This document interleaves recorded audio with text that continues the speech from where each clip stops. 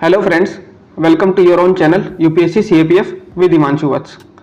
आई hope आप सभी अच्छे होंगे एंड आप सभी का जो एग्ज़ाम है सीएपीएफ 2022 वो काफ़ी अच्छा गया होगा।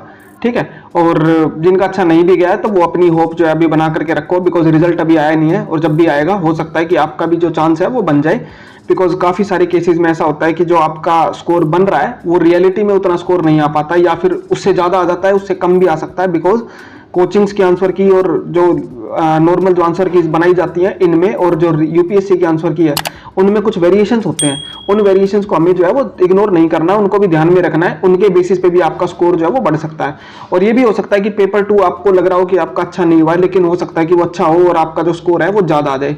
ठीक है, तो अभी अपनी होप बनाए रखिए, अपनी फिजिकल मेडिकल की आई होप आपने सबने तैयारी शुरू कर दी है।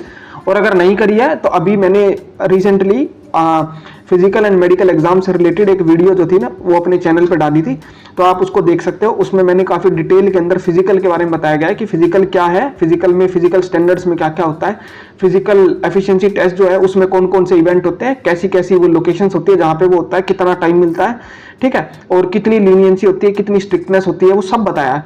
एंड देन उसके बाद मैंने मेडिकल के बारे में भी एक्सप्लेन किया है कि मेडिकल जो एग्जाम होता है उसके अंदर क्या क्या चीज़ें चेक की जाती हैं, कहाँ पे मेडिकल होता है, कितने दिन तक चलता है, कौन सी फैसिलिटीज़ वहाँ पे रहने की खाने की फैसिलिटीज होती है कि नहीं होती है। एंड इसके अलावा मेडिकल में कौन सी चीज़ें ज़्यादा अच्छे से चेक की जाती है, किन पे ज़्यादा फोकस किया जाता है, कौन सी चीज़ें जो है जो अगर हल्का फुल्का डाउट है भी तो उनको इग्नोर कर दिया जाता है, या फिर मतलब उनको ज़्यादा सीरियस नहीं लिया जाता और उसमें आपको कोई दिक्कत नहीं आने वाली है। तो अगर आपने अभी तक उस वीडियो को नहीं देखा है तो आप उस वीडियो को जाके देख लो। वो वीडियो मैंने अपनी तरफ से तो पूरी डिटेल एनालिसिस जो है वो किया है, उसके अंदर सारी इन्फॉर्मेशन प्रोवाइड करने की कोशिश करी है। अगर अभी भी उसको लेकर के आपका कोई डाउट है, किसी भी तरह का कोई डाउट है, तो आप मेरे टेलीग्राम ग्रुप को ज्वाइन कर सकते हो, जिसका लिंक आपको वीडियो के डिस्क्रिप्शन बॉक्स में मिल जाएगा। तो जब आप उस ग्रुप को ज्वाइन कर लोगे वहां से आप मेरे को मैसेज जो है वो कर सकते हो, और मैं नहीं बता पाऊंगा तो मेरे दोस्त जो है बता देंगे। वैसे मोस्टली केसेस में मैं बता देता हूँ, ठीक है। तो कभी इन केस कभी नेट ऑफ है और मैं नहीं बता पा रहा हूं तो कोई और फ्रेंड होगा जो बता देगा, ठीक है। तो पर्सनल मैसेज करने की बजाय आप ग्रुप पे मैसेज करो, अगर कॉमन डाउट होगा तो कॉमनली रिजोल्व हो जाएगा, ठीक है।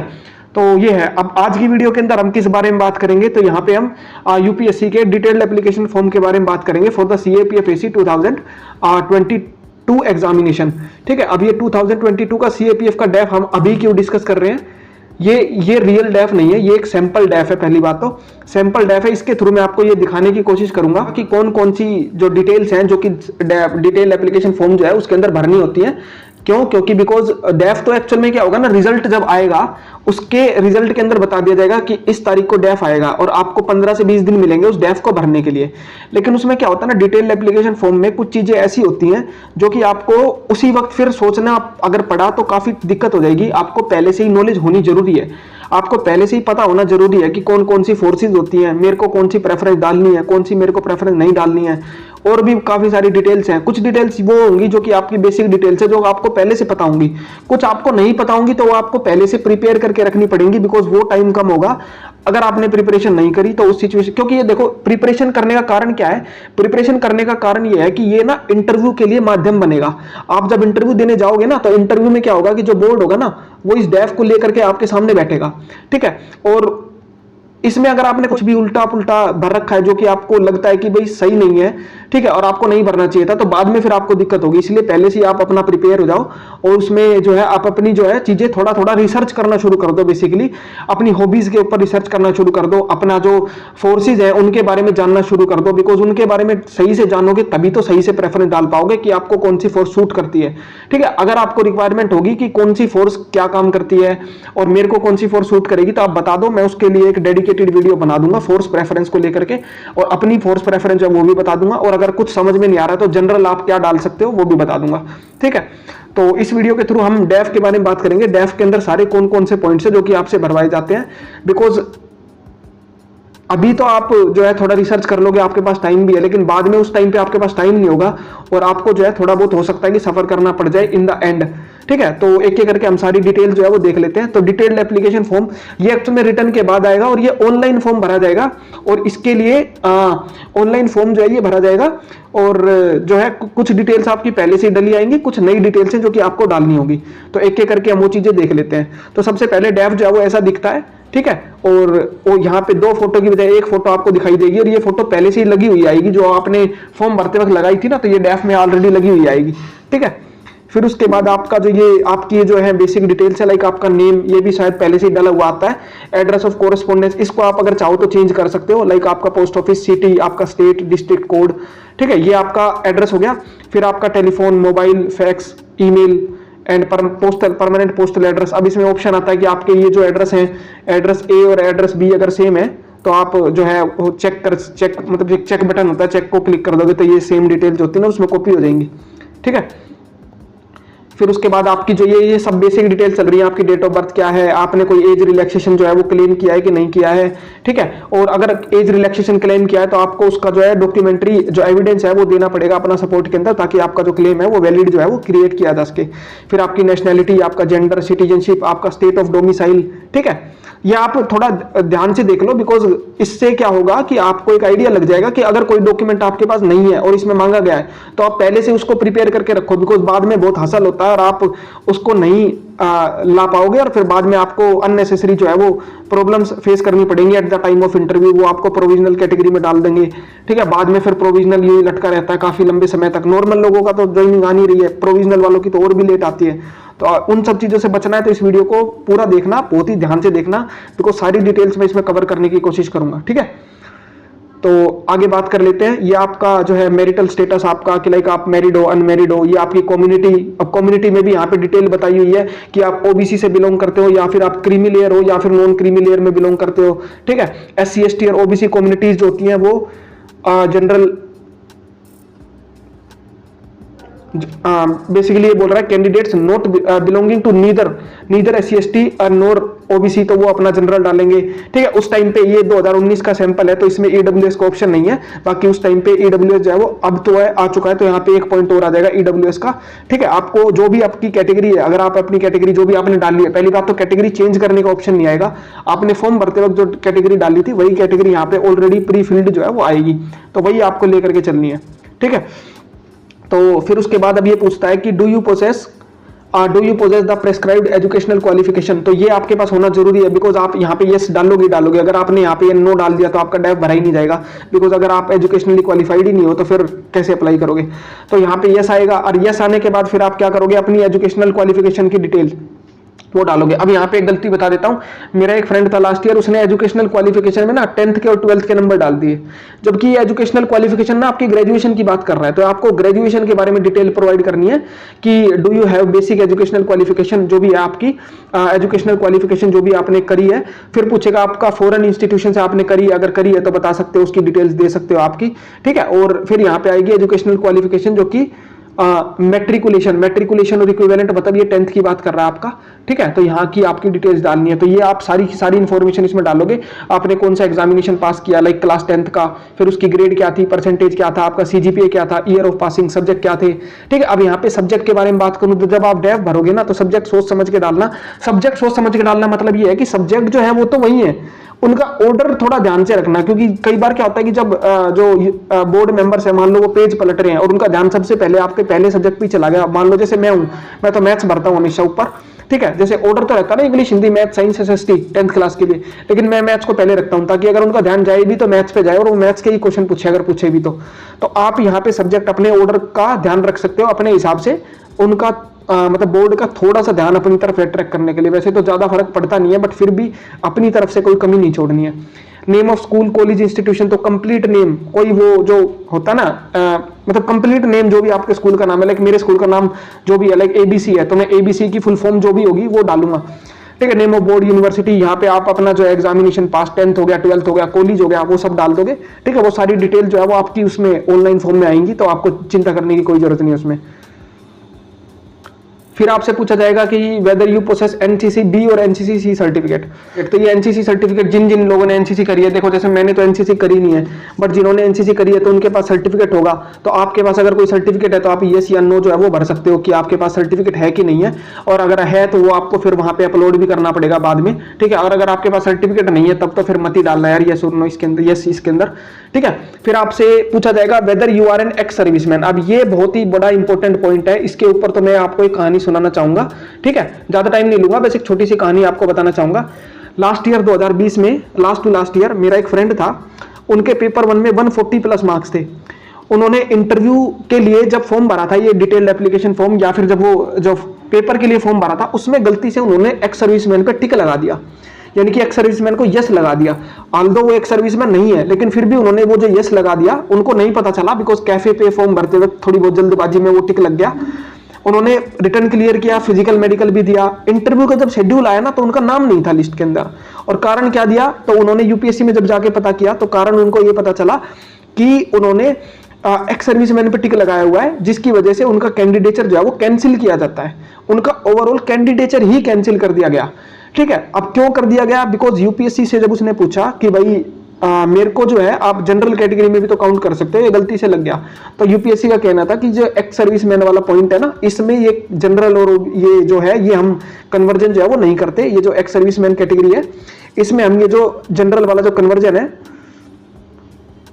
वो नहीं करते। ठीक है, अगर आपने ये डाला है और आपके पास सर्टिफिकेट नहीं है तो आपका ओवरऑल कैंडिडेचर कैंसिल होगा। अगर आपने कोई कैटेगरी में कोई गड़बड़ करी होती तो उसके लिए फिर हम आपको जनरल कैटेगरी में ट्रीट कर लेते, लेकिन अभी जो है आपको एक्स सर्विसमैन जो है वो सर्टिफिकेट नहीं है तो आपका पूरा प्रोविजनल जो है कैंडिडेचर जो है कैंसिल किया जाता है। और ऐसा उनके साथ नहीं, 3-4 लोगों के साथ और हुआ था, काफी सारे लोग बहुत ही निराश हुए थे ये चीज देख के कि यार ये गलती हो गई है। तो दूसरों की गलती से सीखना है आपको, ये मैं आपको बता रहा हूँ। ये उन्होंने, क्योंकि मेरे तो क्लोज फ्रेंड थे इसलिए मुझे पता है, तो उनकी ये गलती थी, आपको ये गलती नहीं करनी है, ध्यान से भरना है बिल्कुल भी। ठीक है, और कोई भी गलती है नहीं करनी है, इस पॉइंट पे यस मत डाल देना अगर आपके पास सर्टिफिकेट नहीं है। तो अगर आप एक सर्विसमैन हो तब तो कोई चिंता वाली बात ही नहीं है, वैसे 99% या 90% लोग मान लो कि नहीं होंगे। ठीक है, फिर उसके बाद are you a civilian central government servant, तो अगर आप सिविलियन सेंट्रल गवर्नमेंट सर्वेंट हैं, ठीक है, तो आप उसकी डिटेल जो है वो इसके अंदर डालोगे कि यस है या नो है, और फिर अगर आपसे आगे कुछ चीज पूछता है वो कि कब से, कहां से, किस ऑफिस में काम कर रहे हो, तो वो सारी इंफॉर्मेशन बताओगे। ठीक है, अब उसके बाद सबसे इंपॉर्टेंट पार्ट जो आता है, इनका कैंडिडेचर जो कैंसिल किया ना, वो ये समझ लो पूरा कैंडिडेचर कैंसिल हो गया, मतलब इनका ऐसा हो गया कि रिजल्ट भी आ गया, रिजल्ट के बाद हमारे मार्क्स भी आ गए सेलेक्टेड नॉन सेलेक्टेड के, लेकिन इनके मार्क्स भी नहीं आए। ठीक है, इनका जो है वो डेटा ही लगभग एक तरीके से समझ लो इनका डेटा भी इरेज कर दिया गया। ठीक है, तो इनका तो मार्क्स भी नहीं आया, इनको ये भी नहीं पता कि इनके पेपर 1 पेपर 2 में मार्क्स कितने थे, जिसके बेसिस पे अपना अगले साल की जो तैयारी है वो कर पाते। लेकिन क्या कर सकते हैं, अब वो जो गलती हो गई है वो अब ठीक तो नहीं हो सकती। तो आप सभी को यही बता रहा हूं कि आप ये गलती ना करना कभी भी, और बहुत ही ध्यान से भरना, इसको सीरियसली लेना, बिकॉज ये इंटरव्यू का आपका बेस बनेगा, और इंटरव्यू के अलावा आपका जो फाइनल सिलेक्शन है वो भी इस पर डिपेंडेंट होगा। अगर आपने कोई भी मिस्टेक जो है वो कर दी होगी तो वो फिर बाद में जो है वो ठीक नहीं हो पाएगी। जैसे मैंने फॉर्म भरते वक्त गलती से कहीं पे ट्यूशन वर्ड आया था 2020 में, तो उसकी स्पेलिंग मैंने गलत कर दी थी, TUTION लिख दिया था, जबकि TUITION होती है। ठीक है, तो ये बाद में मेरे को रिग्रेट हुआ कि यार ये स्पेलिंग गलती हो गई, अगर उनका ध्यान चला गया तो क्या ही सोचेंगे वो मेरे बारे में, बट उनका ध्यान जो है उस चीज के ऊपर नहीं गया, तो इसलिए मैं बच गया। ठीक है, अब उसके बाद आता है पूरे डिटेल एप्लीकेशन फॉर्म का सबसे इंपॉर्टेंट पार्ट जो है वो है फोर्स प्रेफरेंस। ठीक है, इसमें आपको भरना है कि आप किस किस ऑर्डर के अंदर फोर्सेज जो है वो चाहोगे। ठीक है, आपको किस किस ऑर्डर के थ्रू आपको जो है वो प्रेफरेंस चाहिए, जिसके बेसिस पे आपका फाइनल सिलेक्शन जब होगा तो आपको फोर्स एलोकेशन होगी। ठीक है, तो ये बहुत इंपॉर्टेंट पार्ट है, इसमें आपको गलती नहीं करनी है। सबसे पहले तो ये समझो कि कौन कौन सी फोर्सेज अवेलेबल है इसके अंदर। ठीक है, एंड उनमें से फिर आप कौन कौन सी प्रेफरेंस जो है वो इसके अंदर डालोगे। तो इस एग्जाम के अंदर जैसे कि आपको पता है, अब ये 2019 का, जैसा मैंने बताया, ये 2019 का सैंपल डेफ है, तो इसके अंदर आईटीबीपी में उस साल वैकेंसी नहीं आई थी। आप यहाँ पे आईटीबीपी भी ऐड कर लो। ठीक है, आईटीबीपी ये बेसिकली जो मैं बता रहा हूँ ये 2019 का सैंपल डेफ है, उस साल आईटीबीपी की कोई वैकेंसी नहीं थी, तो अभी तो आईटीबीपी की भी वैकेंसी है, तो आप यहाँ पे आईटीबीपी जो है वो भी आपको देखने को मिलेगा। ठीक है, ये 5 फोर्सेज हैं, border security force BSF, central reserve police force CRPF, central industrial security force CISF and सशस्त्र सीमा बल SSB and ITBP Indo Tibetan border police. तो ये 5 फोर्सेज है जिनके लिए आपको अपनी फोर्स प्रेफरेंस जो है वो डालनी है। लेकिन उसके लिए पहले आपको क्या करना पड़ेगा, आपको जो है बहुत अच्छे से इन 5 फोर्सेज के बारे में जानना पड़ेगा कि BSF क्या करती है, BSF का काम क्या है, BSF की फैमिली लाइफ कैसी है, BSF में जो प्रमोशंस है वो कैसे हैं, BSF में सैलरी का क्या चक्कर है।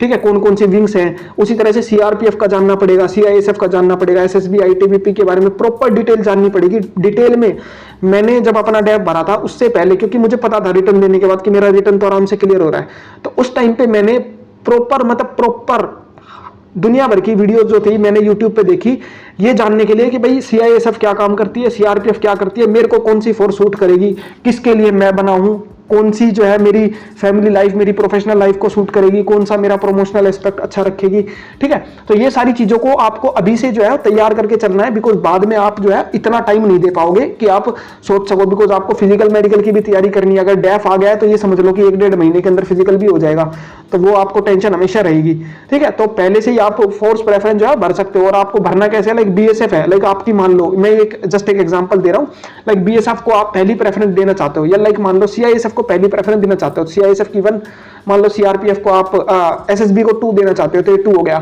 बीएसएफ को 3 देना चाहते हो 3 हो गया, आईटीबीपी को 4 देना चाहते थे, आईटीबीपी के आगे 4 लिख दिया, सीआरपीएफ के सामने 5 लिख दिया, इस तरह से।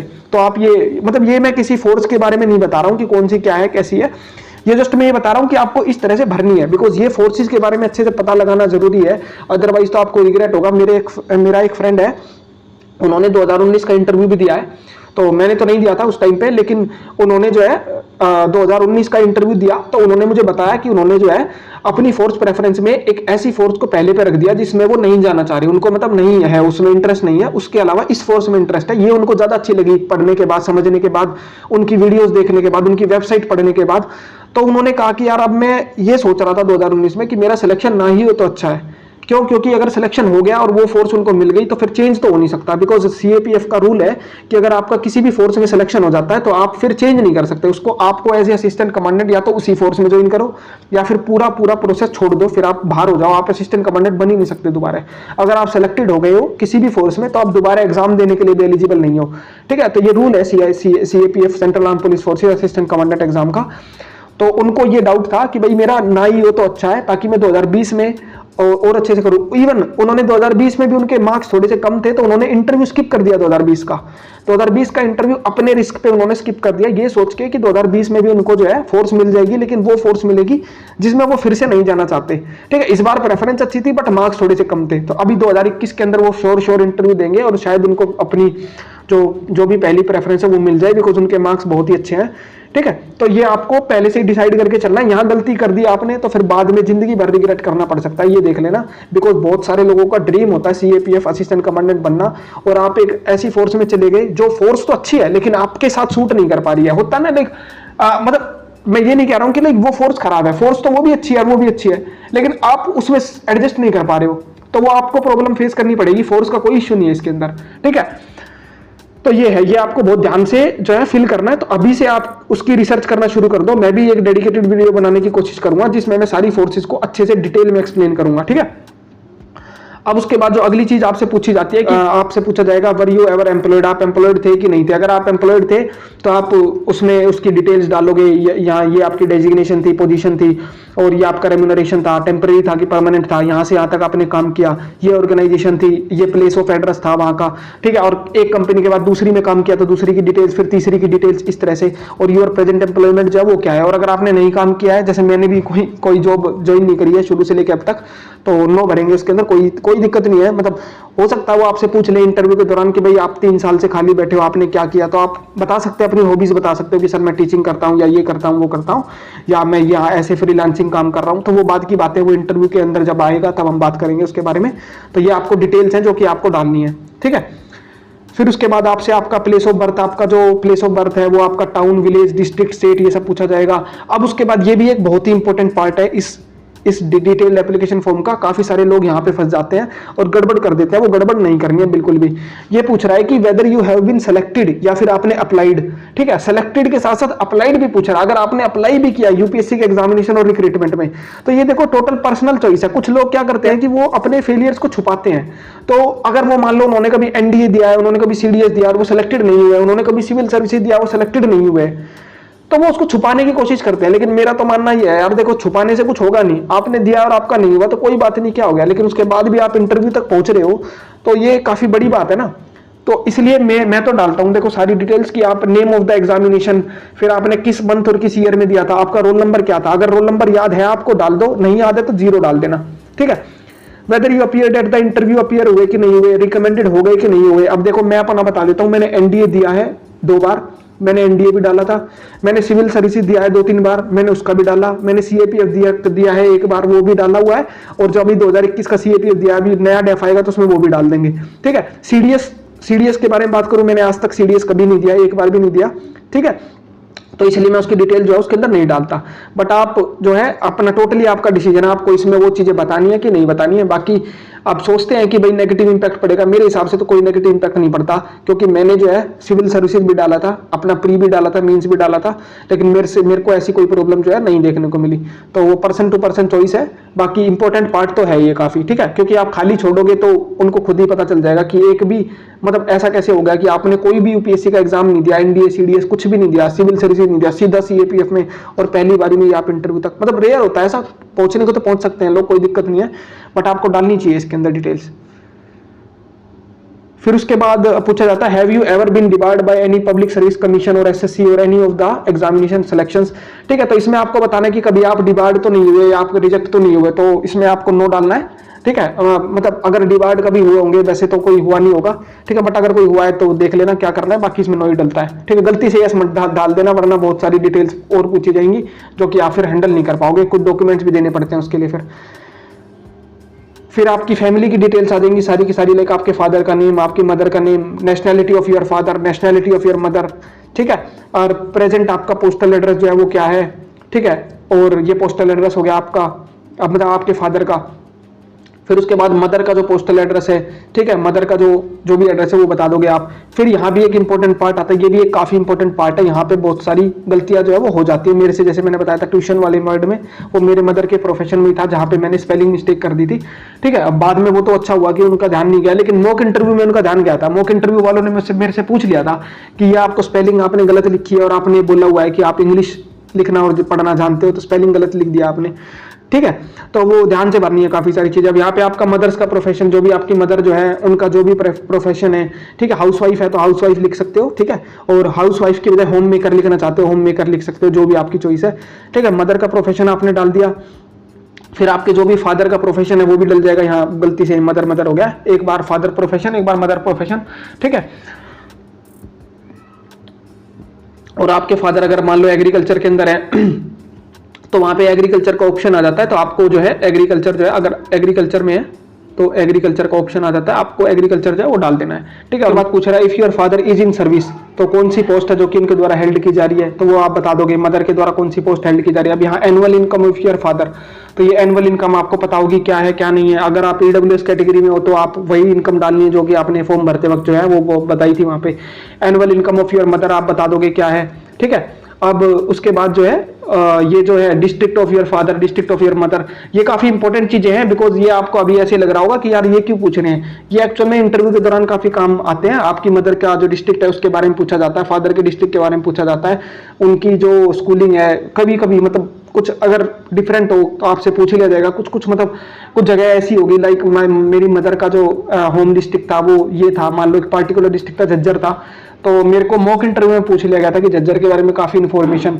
अब झज्जर को हम फोर्स के इंटरव्यू में जा रहे हैं हम, और झज्जर जो है वो एक फेमस है, एक टर्म मार्टायर्स ऑफ मतलब उसको सिटी ऑफ मार्टायर्स या प्लेस ऑफ मार्टायर्स बोलते हैं। ठीक है, तो उस बेसिस पे मेरे से क्वेश्चन पूछ लिया गया था एक मॉक इंटरव्यू के अंदर, तो इसलिए ये सब चीजें जो है वो इंपॉर्टेंट हो जाती है, आपको वो सारी चीजें जो है ध्यान से भरनी है, गलती नहीं करनी है बेसिकली। और which state to your father belongs, which state to your mother belongs, ये सारी चीजें आपके इंटरव्यू में काम आएंगी। जब आप इंटरव्यू दोगे ना, इनकी डिटेल्स पढ़ के जानी पड़ेंगी। ठीक है, अब उसके बाद ये भी एक काफी इंपॉर्टेंट सेक्शन है, बिकॉज यहाँ पे भी मेरे से भी गलती हुई थी और भी बहुत सारे लोगों से गलती होती है। यहाँ पे ये पूछ रहा है मदर टंग, आपकी मदर टंग, फिर आपको पूछ रहा है कौन कौन सी लैंग्वेज आप बोल सकते हो। ठीक है, तो आप जो है रीड ओनली वो लैंग्वेज लिखोगे जो सिर्फ आप बोल सकते हो, ये स्पीक ओनली, यहाँ पे read and speak, read write speak और ये एग्जामिनेशन पास्ट। ठीक है, तो यहाँ पे जो रीड राइट स्पीक है, लाइक मैं हिंदी और इंग्लिश लिख लेता हूँ, तो मैंने यहाँ पे हिंदी डाल दिया। ठीक है, हिंदी मैंने यहाँ पे डाल दिया, read write and speak Hindi. और एग्जामिनेशन पास्ट कौन सा, तो हिंदी के लिए मैंने 10वीं कक्षा पास करी है, तो 10वीं कक्षा के बारे में आप इंफॉर्मेशन डाल दोगे। अब उसके बाद आता है इंग्लिश का। अब इंग्लिश जो है ना वो हमारी मदर टंग्स में नहीं आती, तो इसलिए वहां पे इंग्लिश का ऑप्शन नहीं होता, एक स्क्रोलिंग करने के लिए आता है, आप एक जब क्लिक करोगे ना तो स्क्रोल करने के लिए आता है, उसमें वो आपसे पूछेगा, लेकिन वो लिस्ट ऑफ लैंग्वेज में ना इंग्लिश नहीं होगी, तो इंग्लिश की जगह ना अदर्स होगा। ठीक है, मैंने तो क्या था कि वो इंग्लिश थी नहीं, तो मुझे लगा कि भाई इंग्लिश पूछ ही नहीं रहे होंगे, तो मैंने छोड़ दिया। फिर मेरे से एक मॉक इंटरव्यू में पूछा गया कि आपको जो है क्या इंग्लिश नहीं आती, तो मैंने बोला सर आती है, तो बोला आपने यहाँ क्यों नहीं डाली। तो बाद में फिर मेरे को रियलाइज हुआ कि हाँ यार ये गलती हो गई है, रियल इंटरव्यू में भी हो सकता था, पूछ सकते थे, बट पूछा नहीं उन्होंने ऐसा कुछ। तो इंग्लिश के लिए क्या होता है, अदर्स का ऑप्शन आता है, अदर्स। ठीक है। अदर्स के ऑप्शन में आप जाकर के इंग्लिश के बारे में टाइप कर सकते हो यहाँ पे, और एग्जामिनेशन पास तो आप 10th और 12th जो भी आपने पास करी है इंग्लिश के अंदर वो बता सकते हो। ठीक है, तो ये है लैंग्वेज का सेक्शन। और आप अगर और कोई लैंग्वेज जानते हो, पंजाबी जानते हो या फिर असमीज जानते हो, जो भी हो वो आप बता सकते हो। ठीक है, फिर उसके बाद अगला पार्ट जो आता है वो आता है प्राइज मेडल एंड स्कॉलरशिप। ये बहुत बहुत इंपॉर्टेंट सेक्शन है, बहुत मतलब काफी सारा इंटरव्यू आपका इस सेक्शन पे डिपेंड करता है, इस पूरे सेक्शन पे। यहाँ पे आपको आपके प्राइज मेडल और स्कॉलरशिप बतानी है, आपके जो टीम है, गेम्स है, स्पोर्ट्स, एनसीसी, हिचकिंग एंड माउंटेनियरिंग, इसके बारे में बताना है। Position of distinct leadership in school and college, ये बतानी है। अब देखो जनरल क्या है ना कि आपको जो है ये चीजें खाली नहीं छोड़नी है बिल्कुल भी, कुछ ना कुछ तो डिटेल जो है वो इसमें डालना, लाइक प्राइज मेडल स्कॉलरशिप। अब लोग सोचते हैं कि यार मेरे को तो कोई ऐसा नेशनल लेवल का, स्टेट लेवल का प्राइज मिला ही नहीं तो मैं क्या डालूं। अभी यहाँ कहाँ लिखा हुआ है कि यहाँ नेशनल का डालना है, स्टेट का डालना है या डिस्ट्रिक्ट का ही डालना है। आपका जो भी प्राइज है, लाइक मैं 12th में फर्स्ट था, 10th में फर्स्ट था, तो मैंने वही प्राइज मेडल डाले हुए हैं। मेरे को कोई स्कॉलरशिप भी मिली हुई थी 10th क्लास के बाद, वो भी मैंने डाली। 12th क्लास के बाद में एक नॉमिनेट हुआ था स्कॉलरशिप में, लेकिन मैंने ली नहीं, तो उसका मेंशन मैंने किया नहीं, क्योंकि जो मिली है वो डालनी है। ठीक है, तो प्राइज मेडल स्कॉलरशिप में आप वो डालना। ठीक है, 10th 12th का है, कोई भी आप कोचिंग इंस्टीट्यूट ने कोई स्कॉलरशिप दी है, डालना। आपके पास सर्टिफिकेट होना चाहिए, सर्टिफिकेट वो देखेंगे नहीं, लेकिन फिर भी अपने रेफरेंस के लिए रखना उस सर्टिफिकेट को। ठीक है, अब उसके बाद आता है team games, sports, NCC. Like आपने या तो एनसीसी कर रखी होगी तब तो एनसीसी बता दोगे, माउंटेनियरिंग वगैरह के अंदर आपने कोई इवेंट वगैरह कर रखा होगा वो बता दोगे। टीम और गेम्स के अंदर क्या होता है, टीम और गेम्स में लाइक आपने कॉलेज के टाइम पे कोई गेम वगैरह खेले हो, डिस्ट्रिक्ट लेवल पे कुछ खेला हो, स्टेट लेवल पे खेला हो, नेशनल लेवल पे खेला हो, इंटरनेशनल खेला हो। ठीक है, अब इन गेम्स के अंदर आपने जो स्कूल है, अपने जो कॉलेज है, उस लेवल पे तो कुछ खेला ही होगा।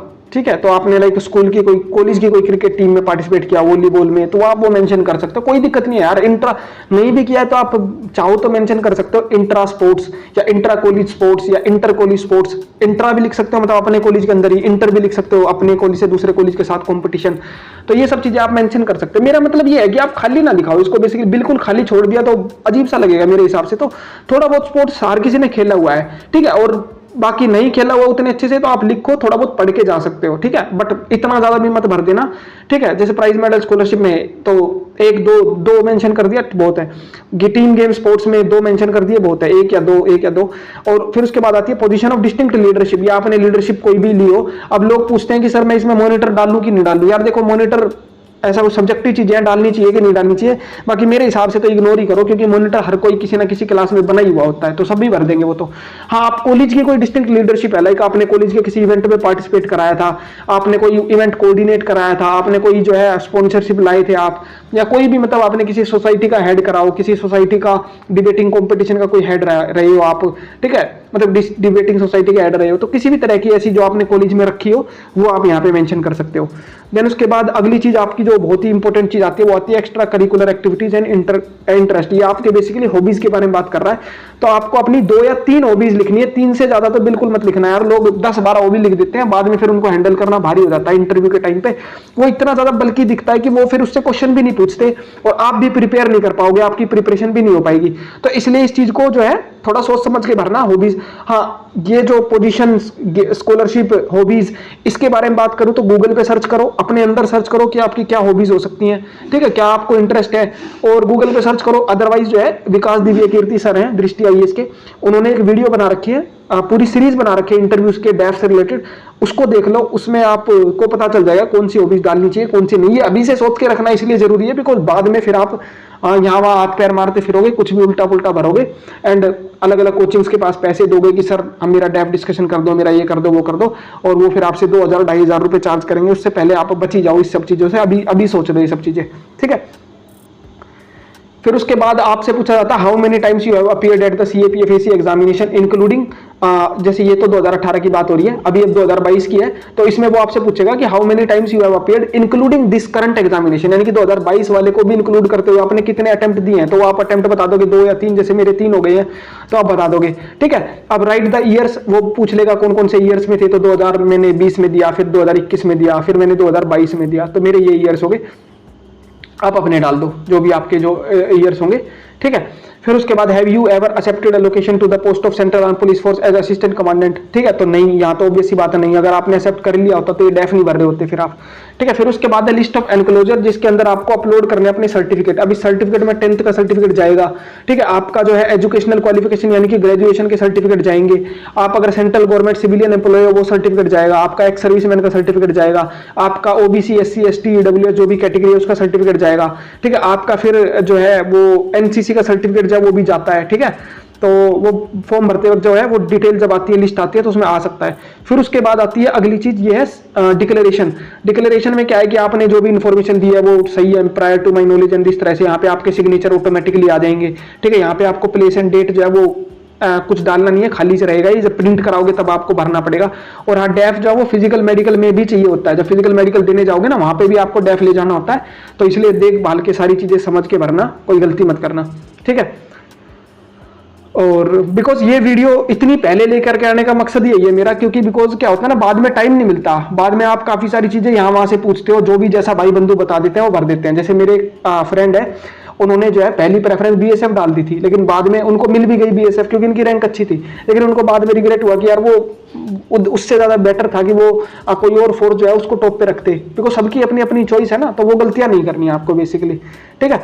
और फिर उसके बाद आती है एक समरी शीट, इसमें आपको कुछ भरना नहीं है, ये ऑटोमेटिकली जनरेट हो जाएगी फॉर ऑफिस यूज ओनली। अब ये समरी शीट क्या है, ये समरी शीट ये होती है जब आप इंटरव्यू देने जाओगे ना, तो जो चेयरमैन होते हैं ना, चेयरमैन बोर्ड के चेयरमैन, उनके हाथ में आपका पूरा डेफ होता है, और जो बाकी मेंबर्स होते हैं ना उनके हाथ में समरी शीट होती है। तो इसमें बेसिकली क्या होता है ना, आपकी एक समरी सी बन जाएगी, आपकी ये बेसिक डिटेल्स होगी, लाइक आपका roll number, name, date of birth, district, state, ठीक है। और ये जो मैंने बताया ना, अब समरी शीट में देखो मैंने जो ये पार्ट था, ये प्राइज मेडल स्कॉलरशिप वाला, इसको इंपोर्टेंट बताया था, देख लो समरी शीट में भी आ रहा, हर एक मेंबर के पास ये पार्ट जाएगा, ठीक है। और हॉबीज वगैरह वाला भी आता है, यहाँ से हॉबीज मिसिंग हो गई है क्योंकि ये रियल नहीं है, ठीक है। बट बाकी आप देख सकते हो कि ये पूरा का पूरा डेफ होता है इसी तरह का है। फिर आपकी यहाँ पे एजुकेशनल क्वालिफिकेशन जो है वो भी आ जाएंगी कि आपने कौन कौन सी एजुकेशनल क्वालिफिकेशन इसमें डाल रखी है, ठीक है। उसके ऊपर वो क्वेश्चन जो है वो पूछते हैं। और यहाँ पे आपकी जो एम्प्लॉयमेंट है उसकी इंफॉर्मेशन आ जाएगी, ठीक है। तो ये सारा था डेफ। आपने जो है, मैं एक बार और स्क्रॉल कर देता हूँ, आपको कोई और चीजें देखनी है तो आप वो देख सकते हो, ठीक है। ये सारी की सारी डेफ के अंदर डिटेल्स है जो कि आपको भरनी है। एंड ये रिटर्न जब एग्जाम का रिजल्ट आ जाएगा उसके कुछ दिनों के बाद ये डेफ जो आपका निकल के आएगा, आपको ये भरना है, ऑनलाइन फॉर्म भरना है, ठीक है। और फिर उसके बाद जो है इसके कोई फिजिकल कॉपी वगैरह एक मतलब आपको प्रिंट करके फिजिकल मेडिकल जाओगे तब लेके जानी है। और फिर इंटरव्यू में भी आपको ये जो है हेल्प करेगा, क्योंकि इसी के बेसिस पे आप पूरी की पूरी इंटरव्यू की प्रिपरेशन अपनी करोगे, ठीक है। तो ये था सारा डेफ के बारे में। इसमें जो है फोर्सेज वगैरह और जो हॉबीज, प्राइज मेडल, स्कॉलरशिप है वो सबसे ज्यादा इंपॉर्टेंट है, बहुत ही ध्यान से भरनी होती है। तो अभी से आप अपना सोच विचार करना शुरू कर दो, अपना ढूंढना शुरू कर दो। अगर कोई होप कर रहा है कि मेरा हो जाएगा और फिजिकल मेडिकल मेरा अच्छा है, तो वो अपना सोच विचार करना शुरू कर दो, अपना ढूंढना शुरू कर दो, पढ़ना शुरू कर दो फोर्सेज के बारे में, वेबसाइट चेक करना, उनके जो इंस्टाग्राम के हैंडल्स है वो देखना, वहां पे उनकी फोटोज देखना, उनके बारे में जानना कि वो क्या काम करती हैं क्या नहीं। उसी बेसिस पे आप डिसीजन जो है वो मेड कर पाओगे। बाकी वीडियो भी हम भी ला देंगे, कोई ऐसी दिक्कत नहीं है। यूट्यूब पे और भी काफी सारी वीडियोस पड़ी होंगी पहले से, आप उनको देख सकते हो, ठीक है। तो ये सारा था डेफ के बारे में। अब मैं जो है इसके बाद जो है मैंने बताया था मार्कशीट के बारे में बात करूंगा, क्योंकि कुछ मार्कशीट मैंने ऐसी रखी हुई है जिसके बेसिस पे मैं आपको कंपेरिजन दिखा सकता हूँ कि अगर कम नंबर भी आते हैं तो भी आपको डरने की जरूरत नहीं है, आपका फिर भी फाइनल सिलेक्शन जो है वो हो सकता है। और अगर आपके ज्यादा नंबर भी आ जाते हैं तो भी आपका जो सिलेक्शन है वो एक तरीके से हो सकता है, ठीक है। और ज्यादा नंबर आ रहे हैं रिटर्न में, इंटरव्यू में कम आ गए तो ये भी हो जाता है। तो वो सब चीजें आपको किसी भी चीज को इग्नोर नहीं करना है। तीन पार्ट है, पेपर 1, पेपर 2, इंटरव्यू, कोई भी पार्ट नेग्लेक्ट नहीं करना और ना ही फिजिकल मेडिकल को नेग्लेक्ट करना है। ये मैं सोचना लास्ट के 15 दिन में तैयारी कर लूंगा, फिजिकल में बहुत दिक्कत आ जाएगी, लॉन्ग जंप पार नहीं कर पाओगे। तो फटाफट मेरी वो जो वीडियो है वो देख लो, और कोई वीडियो देखनी है और कोई वीडियो देखो, अपनी तैयारी शुरू करो फिजिकल मेडिकल की, एंड अपना जो है ये बेस्ट देने की कोशिश करो। देन इसके बाद मैं जो है अपना इंटरव्यू एक्सपीरियंस जो है वो शेयर करूंगा, अपनी पूरी ट्रांसक्रिप्ट शेयर करूंगा। और इसके अलावा मैंने एक सर के साथ इंटरव्यू जो है वो प्लान कर रखा है, तो वो भी अगर पॉसिबल हो पाया तो मैं उसको भी लेके आने की कोशिश करूंगा, जिसके अंदर मैं सर का जो इंटरव्यू का एक्सपीरियंस था वो शेयर करूंगा, ट्रांसक्रिप्ट शेयर करूंगा, और सर जो अपने आप से बताएंगे कि कैसे उन्होंने इंटरव्यू की तैयारी जो थी वो करी थी। तो तब तक आप जो है चैनल के साथ कनेक्टेड रहो, इस डेफ फॉर्म को अच्छी तरह से देख लो, जो भी आपके पास डॉक्यूमेंट की कमी है उनको पूरा कर लो, ठीक है। अगर आपके पास कोई डिटेल्स की कमी है तो वो आप पता लगा लो, जैसे भी आपको पता लगाना है अपने मदर फादर से बात करके कि भाई कौन सा डिस्ट्रिक्ट है, कौन सा क्या है उसके, बिकॉज उसके बारे में आपको लास्ट में फिर पढ़ना भी पड़ेगा, ठीक है। तो ये सारी डिटेल्स थी। अब वीडियो को लाइक करो आप, एंड कमेंट करो, शेयर करो, एंड चैनल को सब्सक्राइब करो। यार आप सब्सक्राइब नहीं कर रहे हो, मैं हर बार बोल रहा हूँ, बिकॉज सब्सक्राइब करो यार, बिकॉज उससे मेरे को भी एक मोटिवेशन मिलती है। मैं इसी तरह के आपके जो डाउट्स हैं उनको रिजोल्व करूंगा, बिकॉज जो गलती मैंने फेस करी है, मेरे फ्रेंड्स ने फेस करी है, ये चैनल बनाने का मकसद यही था ना कि हमें अपने एक्सपीरियंस जो है वो शेयर करने हैं, हमें वो गलतियां आपको बतानी है, ताकि आप जो है वो फिर से आप वो गलतियां ना करो जो हमने कर दी। आपको अपनी नई गलतियां करनी है, करो, शौक से करो, लेकिन जो हमने कर दी, जिनकी वजह से हमें भारी भारी जो नुकसान है वो झेलना पड़ा है, लाइक हमारा फ्रेंड, मेरे फ्रेंड का इंटरव्यू के लिस्ट से नाम हट गया, एक फ्रेंड जो है उनको वो फोर्स मिल गई जिनको वो नहीं चाहिए थी, ठीक है। तो ये सारी गलतियां जो है वो आपको इग्नोर बचानी है, आपको रोकना अपने आपको कि वो गलतियां ना करो। तो इसलिए चैनल को सब्सक्राइब करो, ऐसी वीडियो आती रहेंगी। और आपका अगर कोई डाउट है आप मुझे मैसेज कर सकते हो टेलीग्राम के थ्रू, मैंने ग्रुप का लिंक जो है वो कमेंट डिस्क्रिप्शन बॉक्स में डाल दिया है, वहां से आपको लिंक मिल जाएगा, ग्रुप ज्वाइन करो। ग्रुप पे और भी फ्रेंड्स हैं, वो भी हेल्प करते हैं, मैं भी हेल्प करता हूं। आपके जो भी डाउट है, बुक लिस्ट है, प्रीवियस ईयर के क्वेश्चन पेपर भी वहां पे डले हुए हैं, ठीक है, ग्रुप के अंदर। बाकी मैं कोशिश करता हूं कि भाई एमसीक्यू वाले जो क्वेश्चन है वो नेक्स्ट ईयर के लिए वो भी डालता रहूं, धीरे धीरे कोशिश करूंगा कि पेपर 2 के जो टॉपिक्स है वो भी डालता रहूं, ताकि आप अपनी राइटिंग प्रैक्टिस भी करते रहो। तो कनेक्टेड रहो एंड चैनल को सब्सक्राइब करो। Thank you so much, thanks for watching it. मिलते हैं नेक्स्ट वीडियो के अंदर। Thank you.